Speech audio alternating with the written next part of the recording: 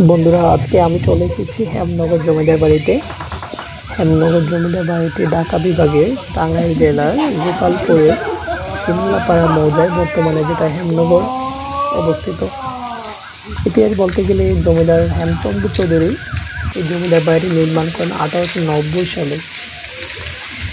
জনাব হেমচন্দ্র চৌধুরী 1890 সালে, অর্থাৎ বাংলা সাল যদি বলি 1296 বঙ্গাব্দ, শিমলাপাড়া মৌজায় নতুন একটি দ্বিতল রাজপ্রাসাদ নির্মাণ করেন। আসলে জমিদার বাড়িটা সুন্দর, আপনাদের ভালো লাগবে। অনেক পুরাতন তো, একদম এলোমেলো অবস্থা, কিছুই নাই, শুধু ওয়ালগুলা কিছু টিকে আছে। আপনারা দেখতেই পাচ্ছেন ভিডিওতে, যে দেখেন এটা হচ্ছে মাঝখানে জমিদার বাড়ির চারপাশে হচ্ছে জমিদার বাড়ির চারপাশে দেখাচ্ছে, এই যে দেখেন।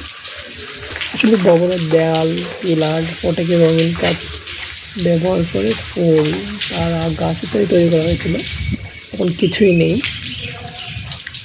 অত্যন্ত কারুকার্য মণ্ডিত জমিদার বাড়িটি, আপনাদের ভালো লাগবে। আমরা শুনেছিলাম যে দিল্লি ও কলকাতার কারিগর ও রাজমিস্ত্রি দিয়ে চুরকি তৈরি বাড়িটি নির্মাণ করা হয়েছিল। প্রায় 60 একর জায়গার উপর শত কক্ষ বিশিষ্ট এ বাড়িটি নির্মাণ করা হয়েছে।